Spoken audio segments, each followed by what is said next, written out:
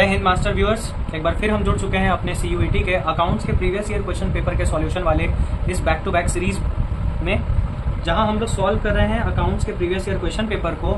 और अब तक हमने सॉल्व कर लिया है 2 प्रीवियस ईयर क्वेश्चन पेपर को सक्सेसफुली, ठीक है। और अब बारी है तीसरे क्वेश्चन पेपर की। बट इस बार जो क्वेश्चन पेपर है ये मैं बुक से नहीं लिया हूँ, ये मुझे एक यूट्यूब फ्रेंड ने सजेस्ट किया कि सर आप अगर ये वाला क्वेश्चन पेपर सॉल्व कर देते तो बहुत अच्छा होता। उसने इसको लगाया है और उसने मुझसे पूछा है कि सर मेरा आंसर भी चेक कर देते। तो मैंने सोचा कि इसका आंसर तो मुझे करना ही था, तो क्यों ना आपसे भी शेयर कर दूं। है तो प्रीवियस ईयर क्वेश्चन पेपर ही, और ये आया हुआ है 20 अगस्त 2022, 20 ऑफ अगस्त 2022, शिफ्ट 2 का पेपर है। आई थिंक यस, शिफ्ट 2 का पेपर है, ठीक है। तो this is also a previous year question, but इसका हमारे पास आंसर मौजूद नहीं है। ये इसमें रिस्पॉन्स शीट दी हुई है बच्चे की, जो भी बच्चे ने आंसर किया है उसका रिस्पॉन्स शीट दिया हुआ है। बट हम लोगों को क्या करना है, हम लोगों को अपने से आंसर करना होगा। आपको मैं ये शेयर कर दूंगा मेरे टेलीग्राम चैनल पे। टेलीग्राम चैनल का लिंक आपको डिस्क्रिप्शन में मिल जाएगा वीडियो के, और आप जाइएगा वहाँ से इस लिंक को ओपन कर लीजिएगा। इसमें ढेर सारे अकाउंट्स के पेपर्स हैं और इसमें रिस्पॉन्स शीट है, ध्यान दीजिएगा। वो रिस्पॉन्स शीट है, वो आंसर नहीं है। तो आप उस पर ब्लाइंडली बिलीव मत करिएगा, अपना सोल्यूशन खुद करिएगा। आपको कहीं डाउट लगता है तो आप मुझसे शेयर करिएगा कि सर प्लीज़ मुझे बताइए, यहाँ पे कन्फ्यूजन हो रहा है। अब पूरा पेपर देखिए सॉल्व करना थोड़ा सा टाइम टेकिंग हो जाता है मेरे लिए, और भी बहुत सारे जो क्लासेस लेनी होती है, इस वजह से थोड़ा दिक्कत हो रहा है। और मैं अपने उस यूट्यूब फ्रेंड को भी कहना चाहता हूँ कि डियर मुझसे थोड़ा लेट हुआ है, तबीयत भी थोड़ा साथ नहीं दे रही थी, इस वजह से मैंने इसका सोल्यूशन अभी तक तुम्हें नहीं सेंड किया, सॉरी फॉर दैट।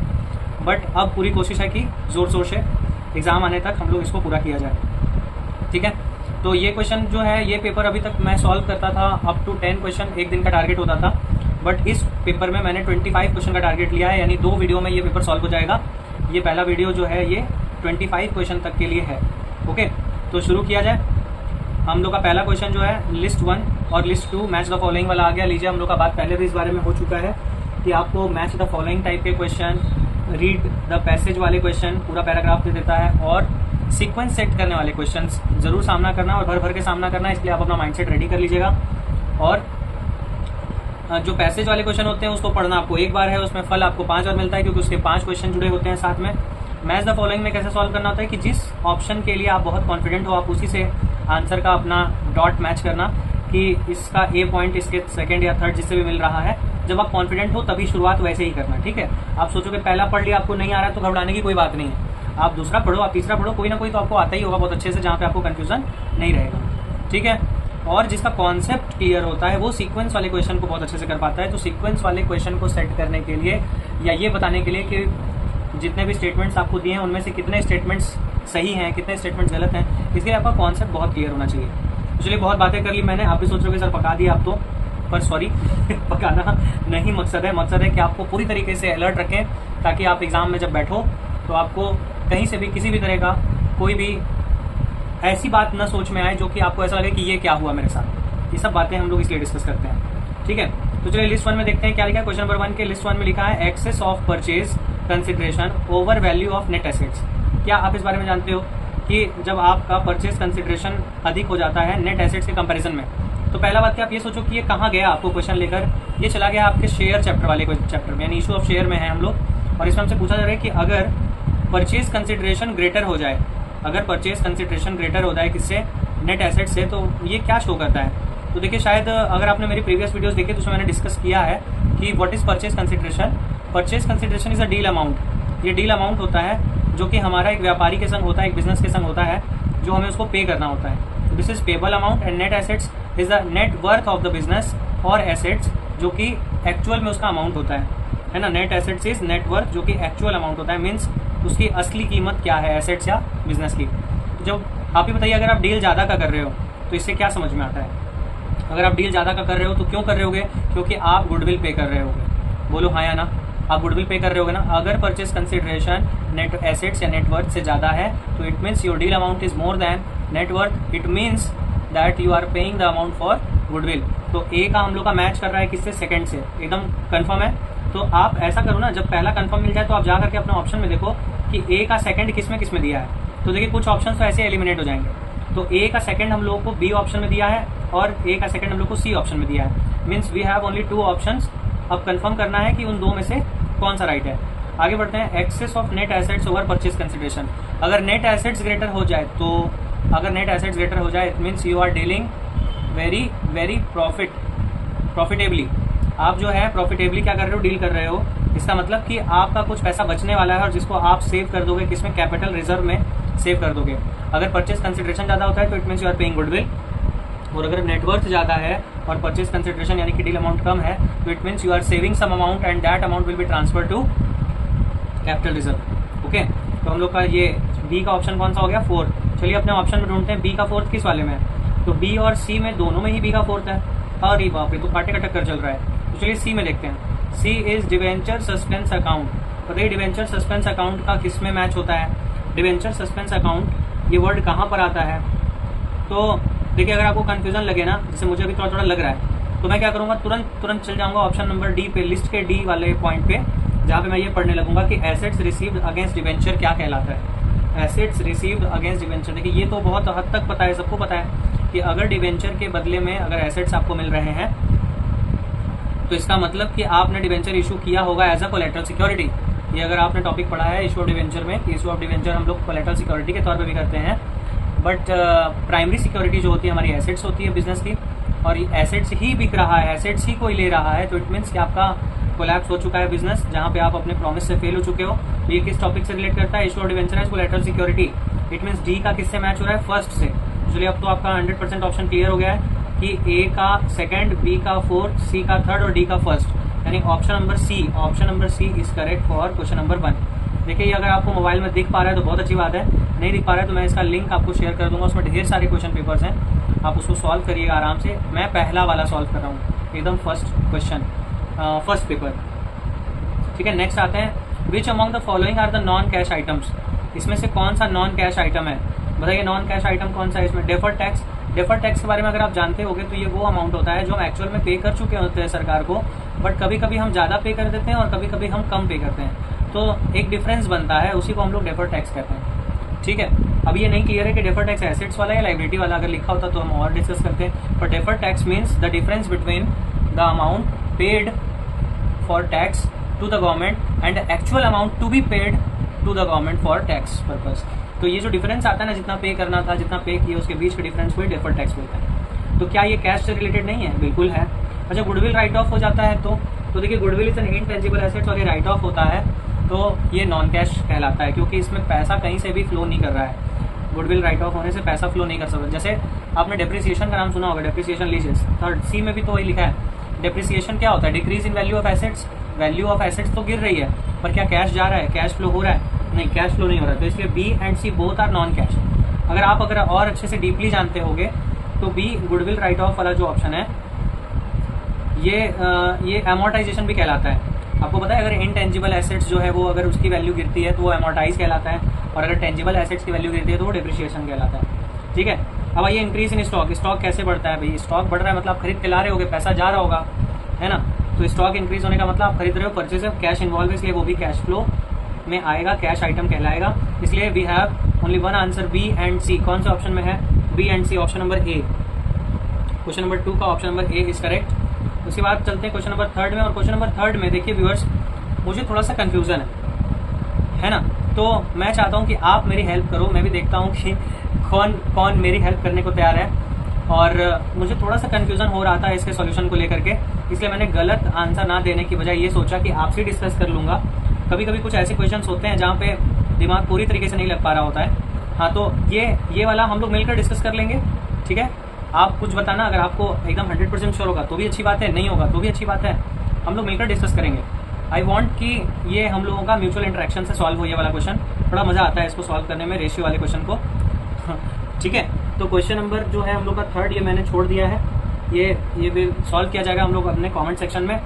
ठीक है, हाँ, और अगर आप कोई भी मैसेज मुझ तक छोड़ना चाहते हो, अपना कमेंट छोड़ना चाहते हो पर्सनली, तो आप मैसेज कर सकते हो 7239068888 पर। आप चाहो तो मुझसे वहाँ भी डिस्कस कर सकते हो। हाँ, बट कॉल मत करना, ये कॉलिंग नंबर भी है, बट कॉल नहीं करना क्योंकि बात नहीं हो पाएगी। मैसेज करोगे रिप्लाई ज़रूर मिलेगा, सेम डे नहीं तो रात तक मिलेगा, बट पूरी कोशिश होगी कि मैं आपको सेम डे रिप्लाई कर दूँ। थोड़ा सा शेड्यूल मेरा भी बिजी रहता है, पर फिर भी अपने व्यूअर्स के लिए मैं जितना हो सकेगा उतना करूँगा। ठीक है, तो moving on to the next question. Next question is question number 503934 question ID. देखिए इसी तरह से आपका क्वेश्चन आएगा, ये सीयूईटी के पेपर में आपका ऐसे क्वेश्चन आईडी बन के पेपर आता है, जहाँ पे आपका नंबर लिखा होता है, ये नंबर ही आपका क्वेश्चन नंबर है। ठीक, तो which among the following are the methods of dissolution, dissolution के इनमें से मेथड्स कौन कौन से हैं, आप बताइए। आपने पढ़ा होगा डिसोल्यूशन में 5 सेक्शन, मैंने प्रीवियसली वीडियोस में डिस्कस भी किया है, 5 सेक्शन जो है बनाए गए हैं जिसमें हम लोग अपने फॉर्म को डिसॉल्व कर सकते हैं। वो सेक्शन कौन कौन से हैं? सेक्शन 40, सेक्शन 40, 41, 42, 43, 44, 5 सेक्शन हैं जहाँ पे आपको बताया गया है कि आप अपने फॉर्म को कैसे कैसे डिसॉल्व कर सकते हो। तो पहला था म्यूचुअल एग्रीमेंट से आप डिसॉल्व कर सकते हो। दूसरा, कभी कभी ऐसा भी जाता है, कुछ कंपलसरी डिसोल्यूशन हो जाता है, कभी कभी किसी event, happening of an event की वजह से हो जाता है, और कभी कभी नोटिस देकर भी डिसॉल्व किया जाता है, एंड ऑर्डर ऑफ कोर्ट के जरिए भी क्या किया जाता है, फॉर्म को डिसॉल्व किया जाता है। तो बताइए इनमें से कौन सा मोड्स है डिसोल्यूशन का? तो डिसोल्यूशन बाय नेचर, नेचर से कोई डिसोल्यूशन होता है ऐसा तो बुक में कहीं नहीं लिखा था और मुझे भी नहीं मालूम है। कंपल्सरी डिसोल्यूशन, यस, हम लोगों ने अभी भी बात किया, कंपल्सरी डिसोल्यूशन सेक्शन 41 के अंतर्गत आता है। Dissolution by agreement, yes, section 40 के अंतर्गत आता है, mutual agreement. And dissolution by notice, yes, question section 43 के अंडर आता है डिसोल्यूशन बाय नोटिस। तो हम लोग का आंसर क्या है? B, C and D, B, C and D हम लोग का ऑप्शन है। Option number A is correct 100%। ठीक है, इसके बाद आगे बढ़ते हैं। Question number next 503935। ठीक है, in the absence of any information regarding to the acquisition of share in the profits retiring or deceased partner by the remaining partner, it is assumed that they will acquire his or her share in which ratio? Capital ratio, equal ratio, new PSR, old PSR। तो देखिए एकदम simple सी बात है कि अगर कोई partner retire हो गया या डेथ कर गया तो उसके शेयर का क्या करना है, अगर ये जानकारी ना दी हो तो हम सीधे सीधे ओल्ड PSR पे ही सारा काम करते हैं। देखिए मान लीजिए अगर A, B, C पार्टनर है, C बेचारा, और इनका 3:1 रेशियो है, C बेचारा मर गया या रिटायर हो गया और इसने नहीं बताया कि इसके शेयर का क्या करना है, तो हम लोग क्या मानते हैं? हम लोग मानते हैं कि A और B का ये जो 3:2 है ना, यही गेन रेशियो हो जाता है और यही न्यू रेशियो भी हो जाता है। यही गेन रेशियो, यही न्यू रेशियो। तो आंसर एकदम क्लियर है, आंसर एकदम क्लियर है। Option number D is the right answer for this question. Old PSR will be assumed as a ratio to be used. ठीक है, चलिए क्वेश्चन नंबर आगे बढ़ते हैं। क्वेश्चन नंबर 503936 पे चलते हैं, जहाँ पे हम लोगों से कहाँ का पूछा गया भाई? हमसे पूछा गया extract of receipt and payment account for the year on March 31, 2021 is given. हम लोग को रिसीट एंड पेमेंट अकाउंट का एक्सट्रैक्ट दिया। एक्सट्रैक्ट समझते हो आप? एक्सट्रैक्ट मीन्स होता है एक हिस्सा, एक छोटू सा हिस्सा बनाकर दिया गया। ठीक है, calculate the amount of stationery to be shown in income and expenditure account. देखिए ये क्वेश्चन थोड़ा आपके लिए टिपिकल लगेगा क्योंकि आपने एनपीओ चैप्टर पढ़ा नहीं है और ये जो क्वेश्चन है ये एनपीओ चैप्टर से आया हुआ है। ठीक है, ये क्वेश्चन जो है एनपीओ चैप्टर से आया हुआ है, तो हम लोग को सॉल्व करना होगा थोड़ा सा। एक छोटा सा फॉर्मूला होता है जो आपको ये अगर जानना है कि कितना स्टॉक जो है स्टेशनरी का यूज हुआ है। देखिए हम लोग से यही पूछा गया calculate the amount of stationery to be shown in income and expenditure account. Income and expenditure account में स्टॉक कितना शो किया जाए, तो इसमें एक अकाउंट बनता है stock of material consumed. Stock of material consumed means जिस भी आप एनपीओ को रन कर रहे हो उसका एक मेन स्टॉक होगा। जैसे मान लीजिए कि ये कोई पढ़ाई लिखाई से जुड़ा होगा, हो सकता है एनपीओ, या जरूरी नहीं है कि पढ़ाई लिखाई से होगा तभी स्टेशनरी यूज होगी। किसी भी टाइप के एनपीओ में भाई स्टेशनरी आइटम्स तो लगते ही है ना, तो हर चीज़ का एक हिसाब मेंटेन होता है। तो हमें ये देखना होता है कि हमने स्टेशनरी का कितना खर्चा कर दिया और उस खर्चे को हम लोग इनकम एंड एक्सपेंडिचर अकाउंट में शो भी करते हैं एट एक्सपेंडिचर साइड। ठीक है, तो ये कैसे पता लगेगा कि कितना खर्चा हुआ है स्टॉक में से? तो एक छोटा सा प्यारा सा फॉर्मूला होता है, आइए आपको फॉर्मूला बता देता हूँ। फॉर्मूला होता है स्टॉक ऑफ मटेरियल कंज्यूम्ड या स्टॉक ऑफ स्टेशनरी की बात चल रही, तो stationery consumed is equal to क्या? ओपनिंग स्टॉक आप लोगे, opening stock plus net purchases, net purchases नहीं परचेज ड्यूरिंग ईयर आप लोगे, परचेज ड्यूरिंग ईयर, एंड साथ में आप माइनस कर दोगे क्लोजिंग स्टॉक। देखिए उसी तरीके से है, इसको आप ऐसे भी समझ सकते हो। इस फॉर्मूला को बहुत आसान है, बहुत आसान। देखिए मैं आपको एक एग्जांपल लेकर समझाता हूँ, एकदम ध्यान से सुनिएगा। कि जैसे मान लीजिए आपके पास एक दिन आपने शुरुआत किया 10 चॉकलेट लेकर, हो सकता है आप चॉकलेट बहुत प्रेम से खाते होगे, हो क्या सकता है मैक्सिमम लोग चॉकलेट को बहुत प्रेम से खाते हैं, मैं भी खाता हूँ। Dairy milk is my favourite, आपको बता दिया, हो सके तो आप ऑर्डर करा सकते हो, मैं एड्रेस दे दूंगा। तो डेयरी मिल्क मान लीजिए आपने 10 चॉकलेट्स आपने अपने पास रखे थे, आपने पूरे दिन भर में कुछ चॉकलेट्स खा लिए, कितना खाया ये अभी पता करना है ना। और उसके बाद आप मार्केट गए, मार्केट से 3 चॉकलेट और खरीद कर ले आए, उसके बाद भी आपके पास 7 चॉकलेट और बचा हुआ है। तो बताइए आपने कितना खाया, आपने कितना खाया, आप बता पाओगे? आपने कितने चॉकलेट कंज्यूम कर लिए? देखिए फिर से आपको दोहरा देता हूँ, आपने 10 चॉकलेट से शुरुआत की थी, ठीक। आप मार्केट गए, आप 4 चॉकलेट और खरीद के ले आए, ठीक। उसके बाद अभी 7 चॉकलेट और बचा हुआ है। तो बताइए आपने पूरे कितने चॉकलेट कंज्यूम किए होंगे? तो एकदम सिंपल सी बात है कि जितना चॉकलेट मेरे पास था वो और जितना मैंने लाया वो, उन दोनों को ऐड कर दो, परचेज इतना के तो 14, और उसके बाद 7 ही बचा है, तो 14 माइनस 7 करके 7 चॉकलेट मैंने कंज्यूम कर लिया दिन भर में। इतना मत खाना, दांत सड़ जाए, नहीं खाना, सच में डायबिटीज हो जाए, ठीक है। तो क्या हुआ, सिंपल फॉर्मूला क्या हुआ, opening stock plus purchases minus closing stock. इससे आपको क्या मिल जाता है, आपको मिल जाता है कि आपने कितना स्टॉक कंज्यूम कर लिया, ठीक है। तो वही फॉर्मूला क्या लगता है, बट इसके लिए हमें बहुत जरूरी होता है, ओपनिंग और क्लोजिंग तो हमें मिल जाता है, बट इसके लिए हमारे पास बहुत जरूरी होता है कि परचेज ड्यूरिंग ईयर मिल जाए। तो परचेज ड्यूरिंग ईयर हमें साफ साफ नहीं देगा क्वेश्चन में, ठीक है। परचेज ड्यूरिंग ईयर के लिए हमें मेहनत करनी पड़ेगी, और वो कब करनी पड़ेगी, जब आपको परचेज ड्यूरिंग ईयर ना दिया हो। देखिए क्वेश्चन में और आपको क्या दिया, पेमेंट्स फॉर स्टेशनरी, स्टेशनरी के लिए कुछ पेमेंट्स आपने किए हैं। तो इसका ये मतलब नहीं हुआ कि इतने का ही आपने खरीदा है, हो सकता है आप कुछ उधार खरीदते होगे। बताइए मैं कैसे कह पा रहा हूँ, मैं कोई अंतर्यामी नहीं हूँ। यहाँ क्वेश्चन में देखिए, यहाँ पर आपको क्रेडिटर्स फॉर स्टेशनरी का भी एक बैलेंसिंग फिगर दिया हुआ है, स्टॉक के साथ साथ क्रेडिटर का भी दिया। और जब क्रेडिटर का बैलेंसिंग फिगर इस तरीके से दिया होता है तो हमें एक सेपरेट अकाउंट बनाना पड़ता है, जिससे हम ये जान पाए कि जिससे हम उधार खरीद कर ला रहे हैं उससे अभी तक हमने इस साल का कितना खरीदा है ना। यानी परचेज ड्यूरिंग ईयर की जानकारी हमको कहाँ मिलेगी, हमको क्रेडिटर्स के पास मिलेगी। तो हम लोग चले क्रेडिटर्स के पास, पर हमने उसका अकाउंट बनाया। हम क्रेडिटर्स के पास गए, उसका अकाउंट बनाए, हम लोग ओपनिंग बैलेंस को क्रेडिट साइड लिखा, क्यों, क्योंकि दिस इज क्रेडिटर, क्रेडिटर की लायबिलिटी होती है, लायबिलिटी की शुरुआत क्रेडिट से होती है। इधर लिखा, फिर बैलेंस शीट इधर लिखा।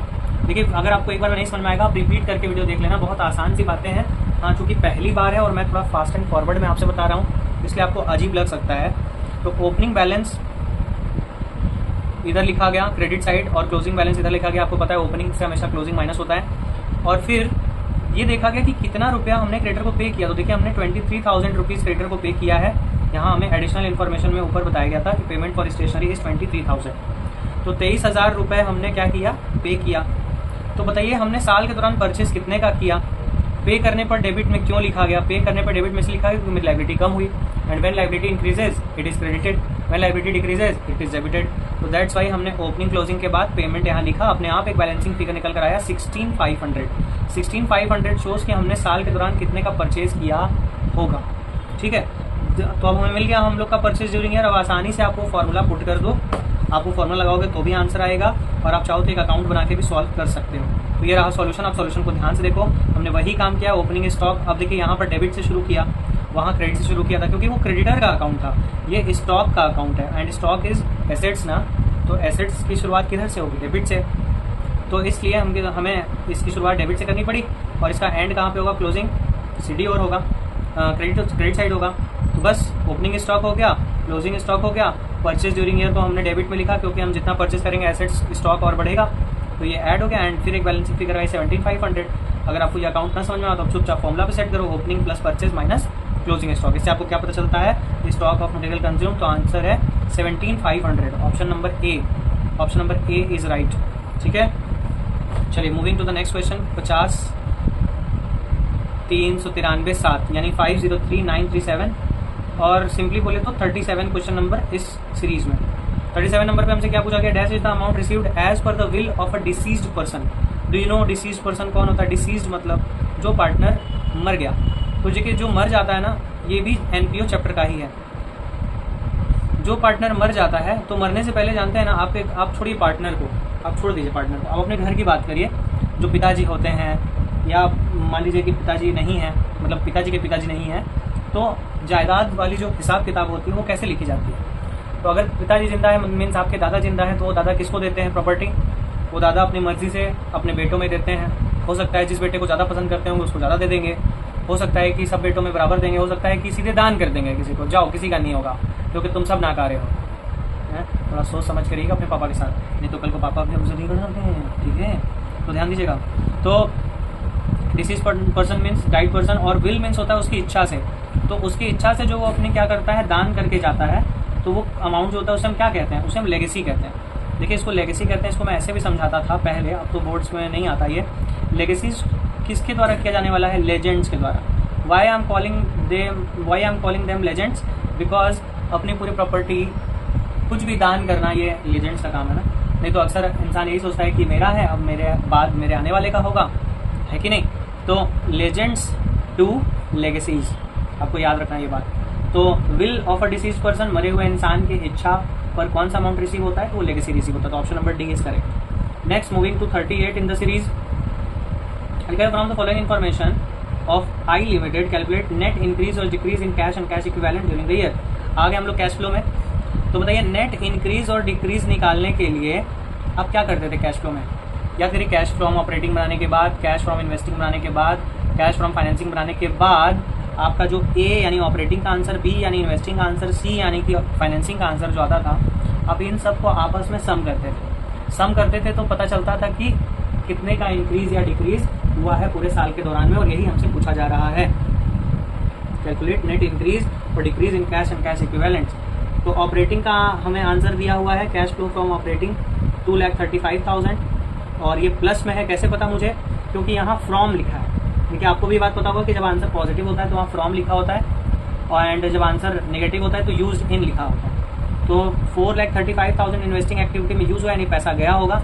ये 2,35,000 आया, 4,35,000 गया, और कैश फ्रॉम फाइनेंसिंग एक्टिविटी कितना आया? 2,35,000 आया। तो 2,35,000 प्लस 2,35,000 प्लस माइनस 4,35,000, आपका आंसर आया पॉजिटिव में 35, और पॉजिटिव में 35 आने का मतलब है कि it shows net increase in cash and cash equivalent. तो बताइए किस ऑप्शन में मिल रहा है आपको? 35 इंक्रीज ऑप्शन नंबर डी में मिल रहा है। प्लस के सिंबल के साथ आया है तो ये इंक्रीज है, अगर माइनस के सिंबल के साथ आया होता ये डिक्रीज हो जाता है कि नहीं। चलिए आगे बढ़ते हैं, सीरीज में 39 पर आते हैं। 39 हमसे क्या डिमांड करता है क्वेश्चन? 39 क्वेश्चन हमसे क्या डिमांड करता है?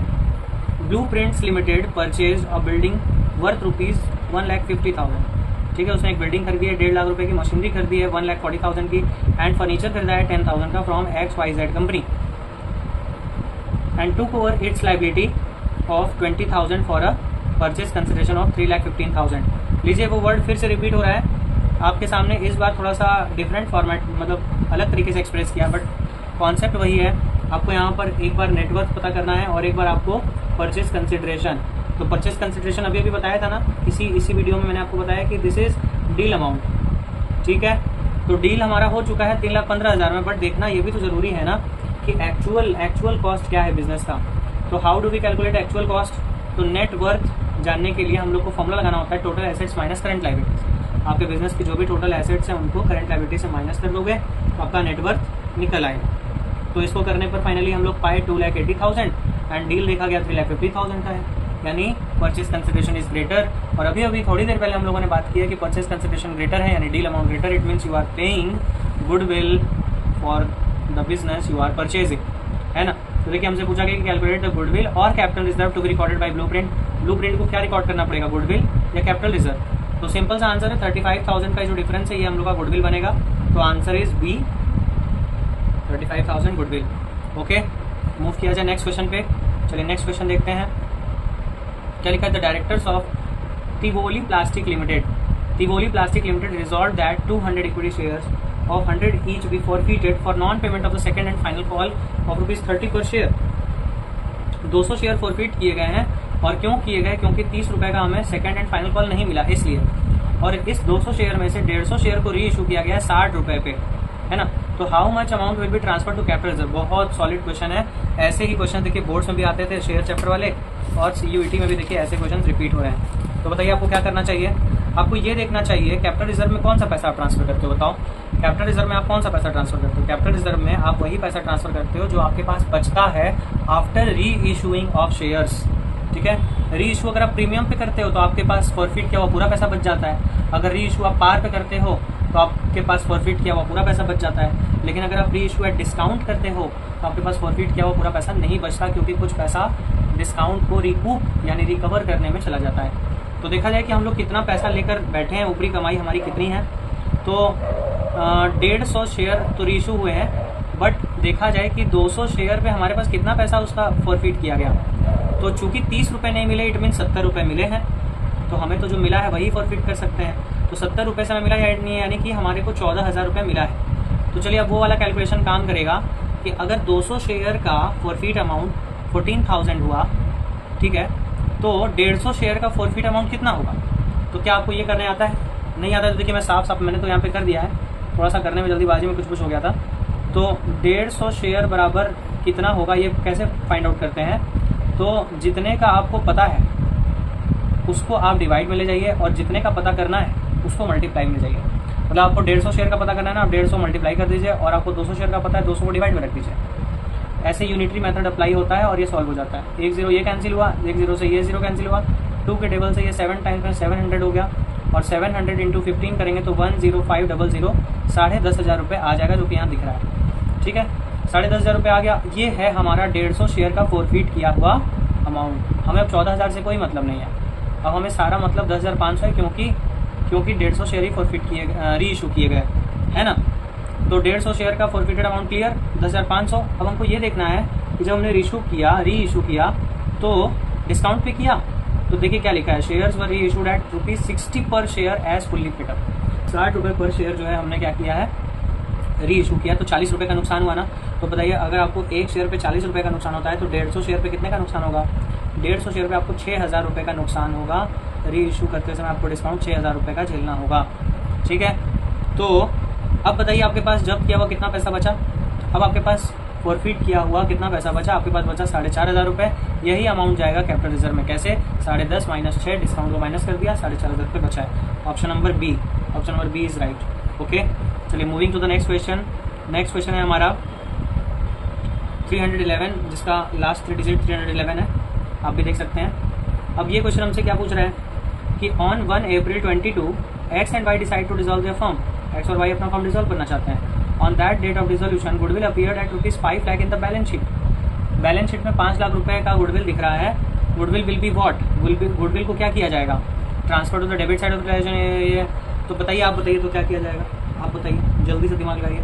देखिए ये बात हम लोग का पढ़ा हुआ है कि डिसोल्यूशन में जो गुडविल होता है उसको as a normal asset treat करते हैं और उसको भी हम सोल्ड आउट कर सकते हैं। तो all the assets which can be sold out will be transferred और ट्रांसफर टू रियलाइजेशन अकाउंट। उसको हम रियलाइजेशन अकाउंट में ट्रांसफर करते हैं। फिर अगर इन्फॉर्मेशन दी हुई होगी तो बिक भी जाता है, पैसा भी आ जाता है। But first step is compulsory that it will be transfer to realisation account. Okay, तो रियलाइजेशन अकाउंट के किस साइड जाएगा, आप बताइए। रियलाइजेशन अकाउंट के किस साइड जाएगा? डेबिट साइड जाता है।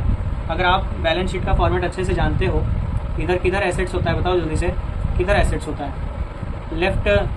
लेफ्ट साइड या राइट साइड, किधर होता है एसेट्स? राइट साइड जो होता है वो एसेट्स होता है, लेफ्ट साइड जो होता है वो लायबिलिटी होती है। L for liability, L for left side. तो आप क्या करोगे?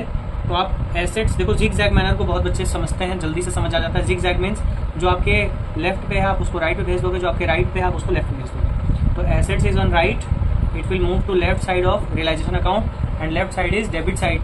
तो फॉर्मूला क्या, जनरल बन गया हम लोग का, realization debit to goodwill account. Okay, realization debit to goodwill account. तो सिंपल हो गया आंसर हम लोग का। ये कहाँ जाएगा? Transfer to the debit side of realization account. Option number A is correct.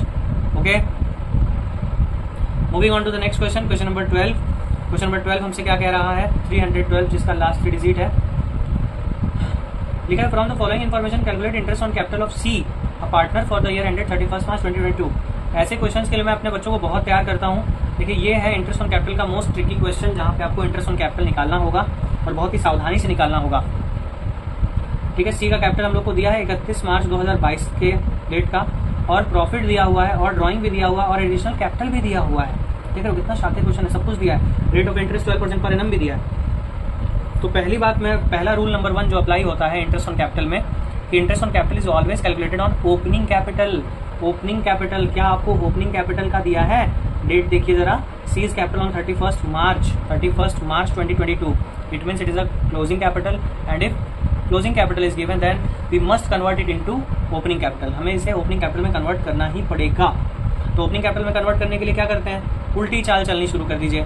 जब आप ओपनिंग से क्लोजिंग जाते हो तो आप ये देखते हो कि आपके कैपिटल को क्या इंक्रीज करता है, क्या डिक्रीज करता है। तो 2 चीज़ें इंक्रीज करती हैं और 2 चीज़ें डिक्रीज करती हैं। लाइक नेट प्रॉफिट आपके कैपिटल को इंक्रीज करता है, लॉस डिक्रीज करता है, और ड्राइंग किया आपने तो वो डिक्रीज करता है, या एडिशनल कैपिटल लगाया तो वो इंक्रीज करता है ना। तो ये अब आपको क्या करना है? इसी का ठीक उल्टा कर देना है। उल्टा कैसे होगा? क्लोजिंग कैपिटल पर हो आप, आप ड्राइंग को ऐड कर दो, प्रॉफिट है तो लेस कर देना, लॉस है तो प्लस कर देना, और एडिशनल कैपिटल जो कि प्लस होता है उसको माइनस कर देना। जब आप उल्टा कर दोगे तो आप क्लोजिंग से आराम से ओपनिंग कैपिटल पहुंच जाओगे, ठीक है। बट ये जो ओपनिंग कैपिटल आया, ये हम लोग का देखिए 5 लाख आया। 5 लाख पर तो पूरे साल का लगेगा, है ना। 5 लाख पर पूरे साल का 12% लगेगा। बट ये आप नहीं भूल सकते कि एडिशनल कैपिटल भी लगाया गया है सी के द्वारा, तो क्या उस पर इंटरेस्ट नहीं मिलेगा क्या? देखिए फर्स्ट ड्राफ्ट प्रिंसिपल आपका यही कहता है, फर्स्ट थॉट आपका यही कहेगा कि आपका आंसर आ चुका है 60,000, और देखिए ऑप्शन नंबर ए पर दिया भी है। तो यही है माइंड गेम बचवा, माइंड के साथ आपके खेला जाएगा। रॉन्ग आंसर जो आप पहली बार में झट से निकालते हो वो ऑप्शन में जरूर दिया रहेगा, और आपको फिर इसी तरह से भ्रमित किया जाता है कोई भी कॉम्पिटिटिव एग्जाम में। तो देखिए 60,000 जो है ये तो हमारा 5 लाख पाया, बट जो मेरे सी पार्टनर ने इंट्रोड्यूस किया था कैपिटल को 5 लाख रुपए, और वो कब किया था जरा ध्यान से देखिए, 1 अक्टूबर 21। 1 अक्टूबर अगर 21 को किसी ने कैपिटल इंट्रोड्यूस किया तो वहां से उसको ब्याज मिलेगा उस वैल्यू पर। तो इस 5 लाख पे उसको पूरा 12% मिल जाएगा पूरे साल का, क्योंकि ये ओपनिंग कैपिटल है। एंड जो वो नेक्स्ट 5 लाख रुपीज लगाया एडिशनल कैपिटल, जो कि उसने कब लगाया, 1 अक्टूबर को लगाया, यानी 6 मंथ्स का उस पर आपको आईओसी मिलेगा, 6 मंथ का आईओसी मिलेगा। तो उस पर जब आप निकालोगे तो कितना आएगा, 30,000। तो अब आप बताइए कि टोटल आईओसी आप कितना पार्टनर के लिए कैलकुलेट करोगे। तो 60,000 जो आपको पूरे साल का हुआ, और 30,000 जो 6 मंथ का हुआ, तो कुल मिलाकर कितना हो गया, 90,000 रुपीज, जो कि आपको इंटरेस्ट ऑन कैपिटल के रूप में आंसर टिक करना है। और वो भी ऑप्शन में मौजूद है, option number C. Option number C is the right answer. पता नहीं गलती से डी लिख गया है, option number C is the right answer. Okay, 60, 30, 90,000। Moving to next question. Next question is 313, question ID is 313। इसमें हम लोगों से पूछा गया कि if total income earned by Saket club a not for profit organization is 2,60,000 and surplus earned is 85,000, then total expenditure incurred will be. कितना simple question है, देखिए हार्ड और सिंपल का मिक्सचर बनाया जाता है। मैं पहले भी कह चुका हूँ और ऐसा बार बार कह रहा हूँ।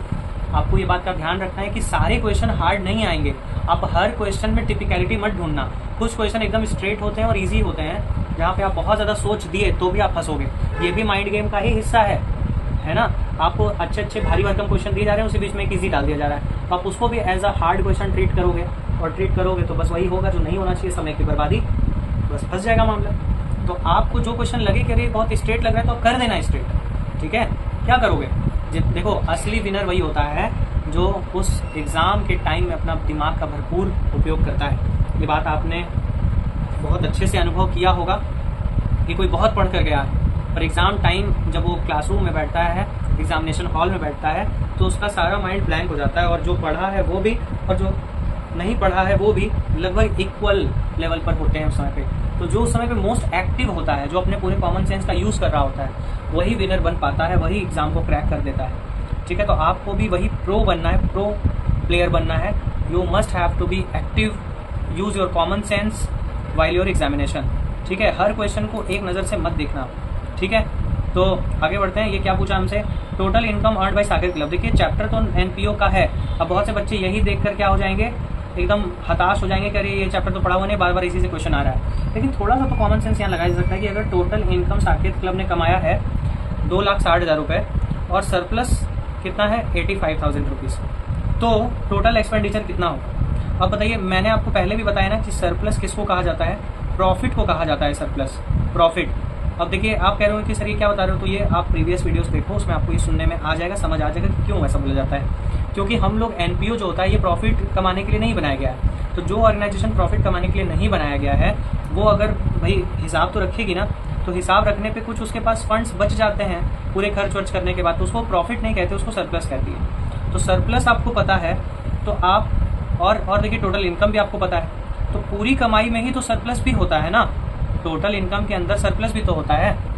तो आपको ये रूल भी पता होगा कि जब आप पीएल बनाते थे तो सरप्लस कैसे आता था, इनकम वाले साइड जो होता था उसका टोटल करते थे, एक्सपेंस वाले साइड का टोटल करते थे, दोनों को माइनस करते थे, वही हो रहा है। तो अगर आपको सरप्लस दे दिया है और आपको एक्सपेंडिचर फाइंड आउट करना है तो आप नहीं कर लोगे, टोटल इनकम में से आप सरप्लस को हटा दो, जो बचेगा वो टोटल एक्सपेंडिचर है, यानी कि 1,75,000 इज एक्सपेंडिचर टोटल, एंड ये ऑप्शन नंबर बी पे आपको मिल रहा है। तो 313 क्वेश्चन आईडी 313 का आंसर है ऑप्शन नंबर बी, ठीक है। चलिए मूविंग टू क्वेश्चन नंबर 314, जो क्वेश्चन आईडी है 314। क्या इसमें हमसे पूछा गया है, हमसे इसमें पूछा गया है कि if x share of profit was to be calculated on the basis of average profit of the last 3 years which were rupees 1,36,000 for 2018-19। है ना, हम लोग को प्रीवियस ईयर्स का प्रॉफिट दिया हुआ है, कितना दिया हुआ है 1,36,000, 1,54,000, 1,00,000 3 साल का दिया है। एंड लिखा है X share of profit for the period from 1 April to June 30, 2020 shall be calculated on the basis of average profit. तो बताइए कहाँ पर आप जा चुके हो, या आप कहाँ पे जा चुके हो। ये ऐसा क्वेश्चन अधिकतर आपको मिलता है डेथ वाले चैप्टर में, बट कोई फर्क नहीं पड़ता है, डेथ चैप्टर या कोई भी चैप्टर हो, अगर किसी का हमको शेयर ऑफ प्रॉफिट निकालना है on the basis of average profit तो कैसे निकालेंगे। सबसे पहले हमको एवरेज प्रॉफिट चाहिए। तो एवरेज प्रॉफिट कैसे निकलता है, ये तो बहुत आसान बात है। प्रीवियस ईयर के सारे प्रॉफिट को आप ऐड कर लो और जितने नंबर ऑफ ईयर्स हुए उससे डिवाइड कर लो। तो सबको ऐड किया 3,90,000 आया और उसको 3 से डिवाइड करने पे 1,30,000 आया। तो ये क्या आया 1,30,000, this is average profit of the firm and this is for 12 months. जब भी आप एवरेज प्रॉफिट निकालते हो ना तो ये 1 ईयर का आता है, तो 1 ईयर मीन्स 12 मंथ्स का आया। क्या हम उस पार्टनर को 12 मंथ्स का दे देंगे? नहीं देंगे। हमसे बोला भी है कि देखिए X share of profit for the period from April 1, 2020 to June 30, 2020। 1 April से लेकर के 30 जून तक का हमें उसको देना है, यानी कितने महीने हुए, अप्रैल, मई, जून, हमें 3 मंथ्स का देना है। तो हम देखिए लिखा भी है कि 1 अप्रैल से 30 जून कितना हो गया, 3 मंथ्स हो गया। तो x share of profit 3 months का कितना हो जाएगा भाई, तो 1,30,000 फर्म का प्रॉफिट और 3/12 किया हमने 3 मंथ्स के लिए, और 4/10 उसका शेयर, एक्स का शेयर कहाँ से मिलेगा हम लोग को। एक्स का शेयर देखिए यहाँ पर 451 बताया गया कि profit sharing ratio is 451, it means 4/10 is his share. तो हम लोग का कट पिट करके कितना आ गया 13,000। एंड देखा जाए ऑप्शन है कि नहीं, यस, ऑप्शन नंबर बी पे हम लोग का 13,000 मिल रहा है। तो ये हो गया इस क्वेश्चन का सॉल्यूशन। चलिए बढ़ते हैं फटाफट से अगले क्वेश्चन पे। आज हम लोग 25 क्वेश्चन के टारगेट पर लगे हुए हैं। नेक्स्ट क्वेश्चन हम लोग का आता है 315, जो कि इसमें सीरीज में आगे बढ़ते हुए हम लोग को मिलता है correct sequence of issue of share. लीजिए आ गया करेक्ट सीक्वेंस, बताइए क्या लगाओगे correct sequence issue of share के लिए। तो सबसे पहले आप प्रोस्पेक्टस इशू करते हो, ऐसा क्वेश्चन हम लोगों ने प्रीवियसली अपने क्वेश्चन पेपर में देखा है। प्रोस्पेक्टस इशू होता है, उसके बाद क्या होता है रिसीट ऑफ एप्लीकेशन, एप्लीकेशन के बाद हम लोग लेटर ऑफ अलॉटमेंट देते हैं and then letter of regret देते हैं। What do you mean by letter of regret, do you know. Letter of regret means हम एप्लीकेशन उन शेयर होल्डर्स को भी भेजते हैं जिनको हम एक भी शेयर नहीं दे पाए, और उसमें हम लोग माफ़ीनामा मांगते हैं। लेटर ऑफ रिग्रेट मीन्स मुझे पछतावा है कि मैं आपको शेयर नहीं दे पाया, बेटर लक नेक्स्ट टाइम, इस तरीके से, है ना। तो BACD is the correct sequence, it means option number C is right answer. ठीक, आगे बढ़ते हैं क्वेश्चन नंबर 316 क्वेश्चन आईडी पर। तो इसमें भी आपको यही करना है, इसमें आपको करेक्ट सीक्वेंस बैठाना है। किस लिए बैठाना है, for computing goodwill by capitalization of average profit method the following sequence would be followed. आपको कैपिटलाइजेशन मेथड लगाना है, एवरेज प्रॉफिट के सहारे निकालना है, और आपको फॉलोइंग मेथड जो है बताना है कि क्या पहले करोगे, क्या उसके बाद करोगे, क्या उसके बाद करोगे। तो देखिए अगर आपको फॉर्मूला याद है कैपिटलाइजेशन बाय AP का, तो AP इंटू 100 अपॉन NRR, और इसमें से हम लोग माइनस करते हैं कैपिटल एम्प्लॉयड। तो सबसे पहले आप क्या ढूंढने जाओगे बताइए। आप पहले AP भी ढूंढ सकते हो, आप पहले कैपिटल एम्प्लॉयड भी ढूंढ सकते हो, है ना। तो अगर कैपिटल एम्प्लॉयड ढूंढना है तो उसका फॉर्मूला होता है ascertain the firms capital minus total assets minus outside liability से। ठीक है, तो देखिए एक ऑप्शन यहाँ पर मुझे बी भी दिख रहा था, मतलब ऑप्शन नंबर ए में क्या था, BCAD। पहले आप बी कर लो, यानी फर्म का कैपिटल यहाँ पर जो है निकाल लो, और फिर आप सी कर लो यानी एवरेज प्रॉफिट निकाल लो, फिर आप ए कर लो एवरेज प्रॉफिट का कैपिटलाइज वैल्यू निकाल लो, एंड फिर last computation of value of goodwill कर लो। और एक और ऑप्शन है CABD, आप पहले AP भी निकाल सकते हो। तो इसमें थोड़ा सा कन्फ्यूज़न था, पर ऐसे कन्फ्यूज़न में हम तो अपना एक ही प्रिंसिपल फॉलो करेंगे कि जैसा हमारा फॉर्मूला सजेस्ट करता है हम उसी सीक्वेंस में आगे बढ़ते जाते हैं। हमारा फॉर्मूला क्या कहता है, पहले AP चाहिए, तो AP हम लोग पहले फाइंड आउट करेंगे, इसलिए मैंने ऑप्शन लिया है CABD। ठीक है, पूरी बात क्लियर कर दी। अगर मैं रॉन्ग हो रहा हूँगा तो प्लीज़ मुझे करेक्ट करना यहाँ पर। मेरा यहाँ पर प्रिंसिपल जो है यही कहता है कि पहले तो AP फाइंड आउट होगा, उसके बाद बाकी चीज़ें दी हैं, और फिर कैपिटल एम्प्लॉयड फाइंड आउट करके दोनों को माइनस कर देंगे, है ना। तो CABD is the right answer for me. आपके लिए क्या सही आंसर है, अगर जो कि पूरे लॉजिकल होना चाहिए, आप भी दीजिएगा तो लॉजिक के साथ दीजिएगा, और अगर नहीं तो फिर इसी को राइट आंसर मानते हैं, जो कि मेरे प्रिंसिपल के अकॉर्डिंग CABD बनता है, यानी option number B is right. ठीक, नेक्स्ट 317 पर आते हैं, क्वेश्चन आईडी 317।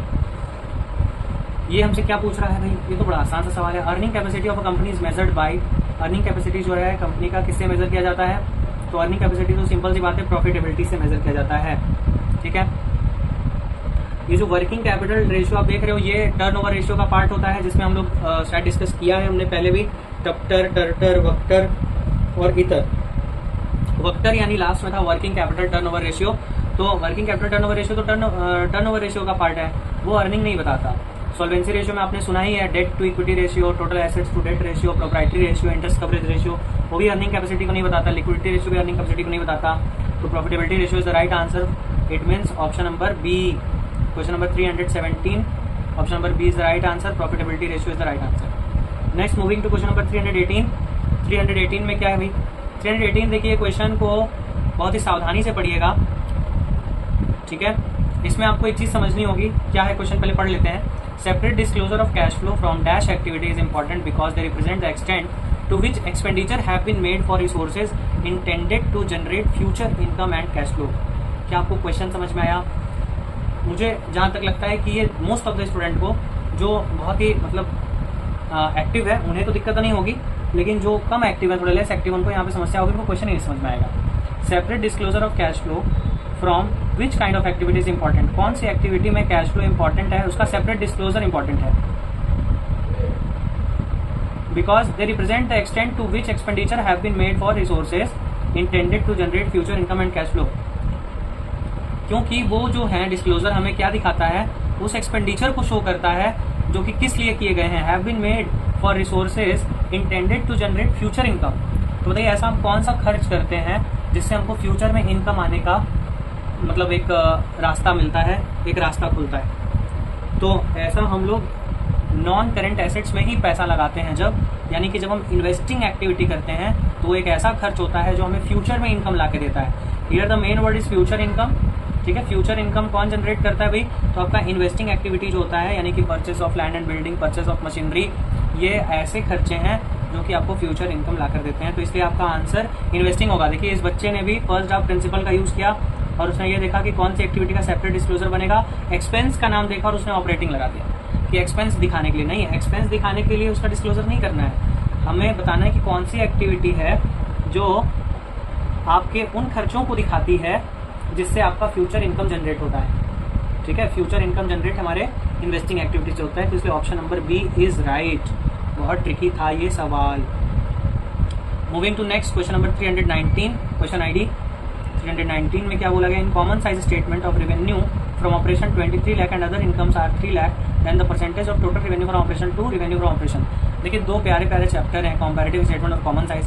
कंपैरेटिव में हम प्रीवियस ईयर को करंट ईयर से मैच करते हैं, कंपेयर करते हैं कि बढ़ा या घटा, बट कॉमन साइज में हम उसी ईयर के आइटम को उसी ईयर के टोटल वैल्यू से कंपेयर करते हैं कि वो कितने परसेंटेज है।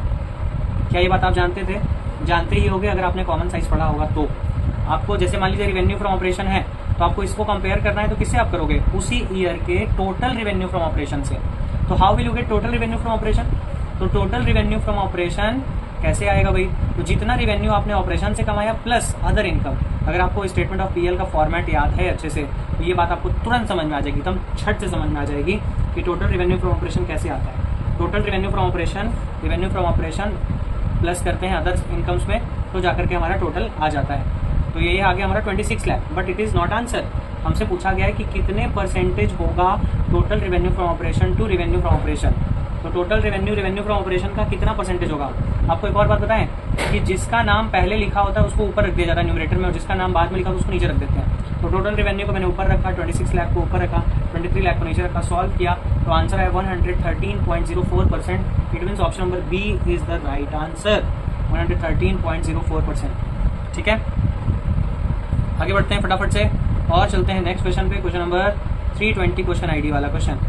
तो which account is created for transfer of interest on debenture redemption fund investment? बताइए, अगर आप interest on debenture redemption fund investment पर जो इंटरेस्ट पा रहे हो उसको आप कहाँ क्रेडिट करोगे?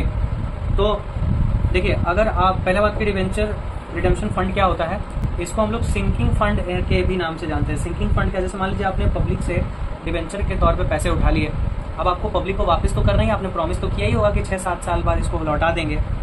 तो अब आपको एक मन में डर होता है, कंपनी को मन में एक डर होता है कि 6-7 साल बाद ये पैसा हम लौटा पाएंगे या नहीं पाएंगे। तो इसलिए कंपनी क्या करती है, कुछ पैसे फंड में डालना शुरू कर देती है with the name debenture redemption fund investment, यानी रिजर्व करना शुरू कर देती है। This is also called DRR, debenture redemption reserve, है ना। तो इससे जो इंटरेस्ट इस क्या होता है, कुछ पैसा इसमें से आप निकाल के इन्वेस्टमेंट कर देते हो, सो दैट कि बैठे बैठे आपका कुछ पैसे से पैसा बने। तो इन्वेस्टमेंट कर दिया आपने उसी फंड में से निकाल के, तो then that will be known as debenture redemption fund investment. Okay, तो डिवेंचर रिडेम्पशन फंड इन्वेस्टमेंट पे आपको क्या मिला, इंटरेस्ट, तो आप उसको कहाँ ट्रांसफर करोगे, वो पैसा आप क्या करोगे, तो कभी भी फंड के पैसे में से इन्वेस्टमेंट करके अगर आप कोई भी कमाई करते हो तो वो सीधे फंड में ही आके जुड़ता है, तो इसलिए वो पैसा भी कहाँ चला जाएगा, कहाँ ट्रांसफर हो जाएगा, डिवेंचर रिडेम्पशन फंड अकाउंट में ही। इसलिए ऑप्शन नंबर ए करेक्ट होगा, जिसमें हम लोग इसको क्रेडिट कर देंगे डिवेंचर रिडेम्पशन फंड अकाउंट में ही, ठीक है, सो दैट कि मेरा फंड और इंक्रीज कर जाए। हमने किया ही इसीलिए इन्वेस्टमेंट था कि मेरा फंड इंक्रीज कर जाए। चलिए अब आगे बढ़ते हैं, तो इसका ऑप्शन नंबर ए राइट हो गया। आते हैं क्वेश्चन नंबर 21 पे, 321, क्वेश्चन आईडी इज 321। ठीक है, the directors of a company forfeited 400 equity shares of ₹10 each fully called up. Company के जो डायरेक्टर्स उन्होंने 400 शेयर फॉरफिट किया, 10 रुपए का एक शेयर है, fully called up, on which 1600 had been paid, 1600 रुपए पे कर दिए गए हैं। All the forfeited shares were reissued upon payment of ₹3000। क्या मतलब कि सारे फॉरफिटेड शेयर को रीइश्यू किया गया और कितने रुपए में, 3000 रुपए में।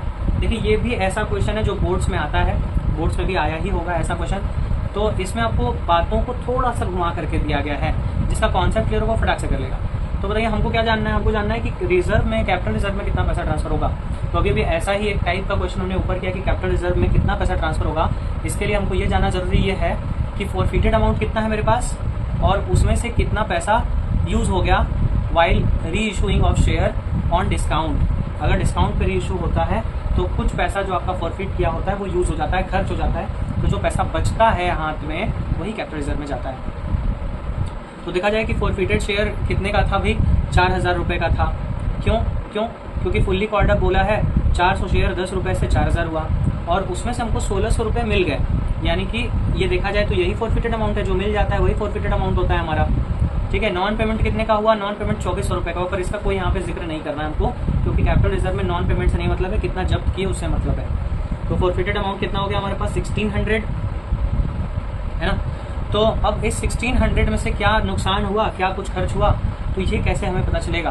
तो बोला all the forfeited shares were reissued. देखिए यहीं पे छिपा हुआ है वो अर्थ जो समझना बहुत जरूरी है कि all the forfeited shares were reissued, सारे फॉरफिटेड शेयर को रीइश्यू कर दिया गया, सारे मतलब 400 शेयर को रीइश्यू कर दिया गया।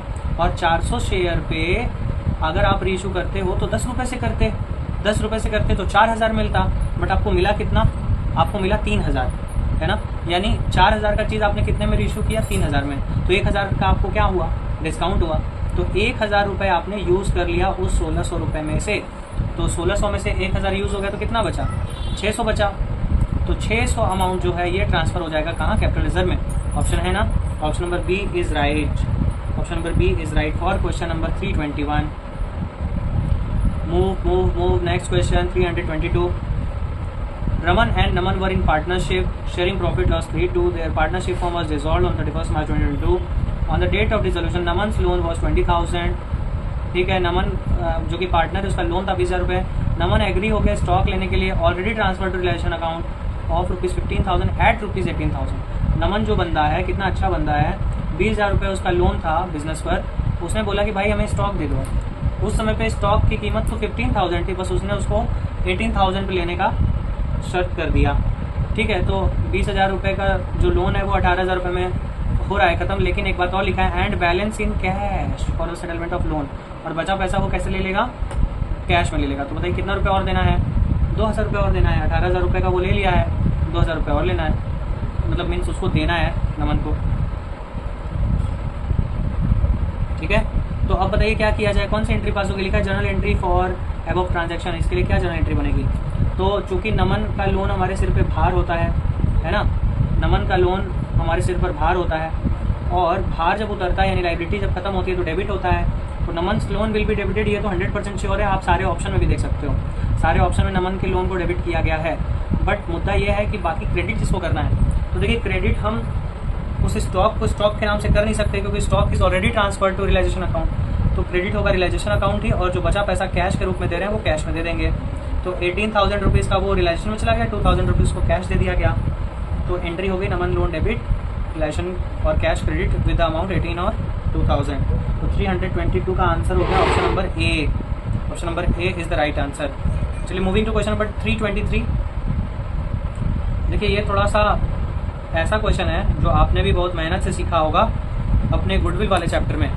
यहाँ भी आपको क्या पूछा गया है, ज़रा ध्यान से पढ़िए। Calculate the amount of adjusted profit for the year ended 31 March 2021 for the purpose of valuation of goodwill from the following information. Following information में से आपको क्या करना है, अमाउंट ऑफ एडजस्टेड प्रॉफिट निकालना है। क्या निकालना है, एडजस्टेड प्रॉफिट। किसको बोलते हैं एडजस्टेड प्रॉफिट, याद करिए तो थोड़ा। एडजस्टेड प्रॉफिट किसको बोलते हैं, एडजस्टेड प्रॉफिट किसको बोलते हैं? एडजस्टेड प्रॉफिट उसको बोलते हैं जब आप हर साल के प्रॉफिट में से कुछ ना कुछ एडजस्टमेंट करके जो आंसर ले आते हो। जैसे आपने एबनॉर्मल लॉस, एबनॉर्मल गेन का नाम सुना होगा, तो अगर ऐसा आपने कोई एडजस्टमेंट किया है और उसके बाद जो प्रॉफिट दिखाई पड़ता है हम लोग को, that is our adjusted profit. तो हमारे सामने क्वेश्चन पेश है, क्या है, प्रॉफिट जो है वो 80,000 है फर्म का, कब का, 31 मार्च 2021 का। ठीक है, on 1 July 2020 a major plant repair was undertaken. एक बहुत बड़ा रिपेयर हुआ जो कि कीमत कितने का था, 10,000 रुपये का, which was charge to revenue.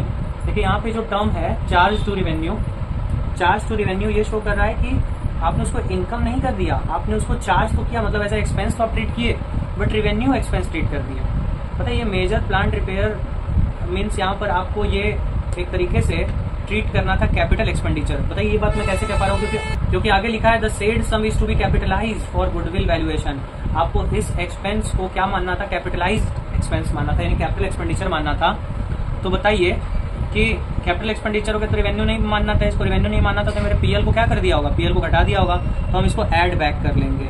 अगर कोई भी एक्सपेंस जो कि एक्सपेंस हमको ट्रीट नहीं करना था तो उसकी वजह से मेरा पीएल में प्रॉफिट पे क्या असर पड़ा होगा, मेरा प्रॉफिट घट गया होगा, तो हम उसको ऐड बैक कर लेंगे। तो रिपेयर ऐड बैक कर लिए तो ये कितने का हो गया, 10,000 अपने प्रॉफिट में ऐड कर लिए तो कितने का हो गया, 90,000। बट एक बात देखिए जो क्या कहा, said sum is to be capitalised for goodwill valuation subject to adjustment of depreciation. यानी कि अगर आप उसको कैपिटल एक्सपेंडिचर मान रहे हो, इट मीन्स कि आप उसको एसेट्स मान रहे हो, है ना। कैपिटल एक्सपेंडिचर मीन्स क्या, आप एसेट्स क्रिएट करते हो तो वही ना कैपिटल एक्सपेंडिचर होता है। तो कैपिटल एक्सपेंडिचर मान रहे हो तो उस पर डेप्रिसिएशन भी लगेगा 10% पर एनम का, रिड्यूसिंग बैलेंस मेथड से। तो रिड्यूसिंग बैलेंस मेथड से लगेगा, ये तो बात की बात है, लेकिन पहले आप ये बताइए कि कितने पर लगेगा। तो ये जो 10,000 जो आपने यहाँ पर एक्सपेंस किया है, it is your capital expenditure and it is to be depreciate with the rate 10%। But अगर आपने क्लास 11 में डेप्रिसिएशन चैप्टर पे ध्यान दिया था तो आपको ये बात पता होगी कि डेप्रिसिएशन एनुअली चार्ज होता है, और अगर आपने ड्यूरिंग द ईयर बीच में कहीं पे मशीन खरीदा है, बीच में कहीं पर आपने मशीन खरीदा है, तो आपको जहाँ से खरीदा from the date of purchase till end of the year, आपको वहाँ तक का डेप्रिसिएशन कैलकुलेट करना होता है। तो यहाँ पर जो है 1 जुलाई को रिपेयर किया गया है ना, 1 जुलाई को अगर प्लांट रिपेयर हुआ है तो ये जुलाई से ले करके अप्रैल मई जून खत्म, तो अगर 12 मंथ्स में से 3 मंथ्स खत्म तो कितने महीने बचे, 9 मंथ्स। तो 9 मंथ का डेप्रिसिएशन लगेगा। बोलिए बात समझ में आ गई, आ जानी चाहिए, नहीं आई तो आप इसको रिपीट करके देखना, बैक करके फिर से देखना। ये जो 10,000 है इसको हमें कैपिटलाइज करने को बोला गया था, इट मीन्स यही हमारा कैपिटल एक्सपेंडिचर, और इस पर हमें डेप्रिसिएशन भी लगाना होगा। जब हम एसेट्स लाएं तो उस पर डेप्रिसिएशन भी लगेगा, और डेप्रिसिएशन कितना लगेगा, 10% कितने मंथ्स का, 9 मंथ्स का, तो 750 आएगा। तो डेप्रिसिएशन क्या करता है, आपके प्रॉफिट को बढ़ा देता है या घटा देता है, आप बताओ, घटा देता है ना। तो 90,000 में से 750 माइनस हो जाएगा तो 89,250 आ जाएगा।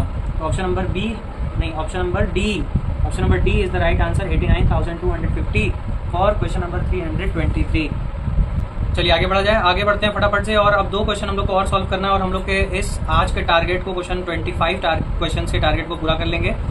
तो moving on to the 324 question ID और मैच द फॉलोइंग का सामना फिर से होता हुआ, तो फटाफट से ध्यान लगाइए। पार्टनर सैलरी को किससे मैच कराएंगे, पार्टनर सैलरी भैया देखिए पीएल अप्रोप्रिएशन का आइटम होता है, लेकिन पीएल अप्रोप्रिएशन 2 दिखाई दे रहा है, बट आपको एक और चीज ध्यान देने के बगल में डेबिट भी लिखा है और क्रेडिट भी लिखा है। तो बताइए पार्टनर सैलरी को आप पीएल अप्रोप्रिएशन के किधर ले जाते हो, डेबिट की credit, all expenses are debited ना। तो पीएल अप्रोप्रिएशन में सैलरी को हम डेबिट करते हैं, इंटरेस्ट ऑन कैपिटल होता है तो वो भी डेबिट होता है, कमीशन होता है तो वो भी डेबिट होता है कि नहीं। तो पार्टनर सैलरी यानी ए का मैच कर रहा है 2 से, ए का मैच कर रहा है 2 से, ए का 2 किस में है, लीजिए पहले ही बार में क्लियर। ऑप्शन नंबर बी पे हम लोग को ए का 2 मिल रहा है, जो कि हम 100% श्योर है कि यही होगा। तो फिर बाकी को एक बार क्रॉस चेक कर लेते हैं, शायद देख लेते हैं। मैनेजर सैलरी, आपको पता है कि मैनेजर इज आउटसाइडर, और आउटसाइडर को अगर हम सैलरी देते हैं तो ये पीएल अप्रोप्रिएशन में नहीं, ये पीएल अकाउंट में शो होता है, और पीएल अकाउंट में भी ये एक्सपेंस की तरह ट्रीट होगा तो डेबिट होगा। तो बी का फर्स्ट एकदम सही जा रहा है, ए का सेकंड, बी का फर्स्ट, और इसी से क्लियर हो जाता है कि सी का फोर्थ और डी का थर्ड इसी में है और किसी में नहीं है। ठीक है, कोई दिक्कत होगी तो आप मुझे मैसेज कर सकते हो, नंबर आपको बता रखा है 7239068888। मैसेज करना, रिप्लाई ज़रूर मिलेगा। मैं आपके साथ भरपूर लगा हुआ हूँ जब तक आपके एग्जामिनेशंस नहीं हो जाते। पूरी कोशिश है कि आपको फुल सपोर्ट करूँ। बस एक रिक्वेस्ट है कि पूरे क्वेश्चन पेपर का सॉल्यूशन कर पाना थोड़ा सा मुश्किल हो रहा है क्योंकि टाइम टेकिंग हो जा रहा है। फिर भी मैं पूरी कोशिश कर रहा हूँ कि आपको ज़्यादा से ज़्यादा PYQs दे पाऊँ। अभी BST का भी क्वेश्चन पेपर का सॉल्यूशन मैं अपलोड करूँगा। मैंने टेलीग्राम चैनल पे इस लिंक से पहले आपको 2 BST के प्रीवियस ईयर क्वेश्चन पेपर आपको मिल जाएंगे, उसे अपलोडेड हो चुका है, तो आप उसके भी क्वेश्चंस करो।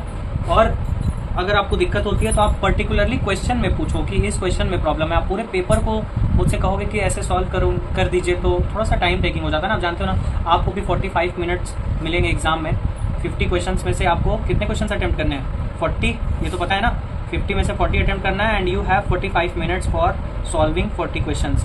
तो आपको 45 मिनट मिल रहा है, मेरे को भी 45 मिनट लगेगा अगर करने बैठूंगा तो टाइम लगता है और थोड़ा सा एक्सप्लेन करने में और ज़्यादा टाइम लगता है। तो इसलिए प्लीज़ आपसे रिक्वेस्ट है कि आप ज़्यादा से ज़्यादा अपने से करने की कोशिश करो, थोड़ा सा हेल्प लो, और अगर बहुत ज़्यादा दिक्कत फंसती है तो आप मुझे मैसेज करो। ओके, टाइम हम लोग के पास कम है। मैं पूरी कोशिश कर रहा हूँ कि जितना ज़्यादा से ज़्यादा आपको प्रीवियस ईयर क्वेश्चन पेपर के सॉल्यूशन दे पाऊँ, दोनों सब्जेक्ट के, अकाउंट्स का और BST के। तो चलिए moving on to the last question for today's video, question number 325 of question ID 5039325। इसमें हम लोगों से पूछा गया है कि how will you deal with the following items while preparing for the Bombay Women Cricket Club, its income and expenditure account for the year ended 31st March 21 and its balance sheet on the same day. Donation for the pavilion construction 12,25,000, expenditure incurred 10,80,000, total estimate 25 lakh. तो for your kind information viewers, total estimate का NPO से कोई लेना देना नहीं होता है। Estimate पे नहीं चलता है हमारा NPO। हम NPO में भी उन्हीं बातों को रिकॉर्ड करते हैं जो एक्चुअल में इवेंट की तरह हुई हैं, मतलब पैसों का आना और पैसों का जाना हुआ होगा वही रिकॉर्ड होता है। और आपको बताया गया है ये प्रीवियसली भी कि फंड बेस्ड जो क्वेश्चन होते हैं इनका ट्रीटमेंट इनकम एंड एक्सपेंडिचर में नहीं होता है। फंड बेस्ड क्वेश्चन का ट्रीटमेंट जो होता है वो बैलेंस शीट के लाइबिलिटीज़ में होता है।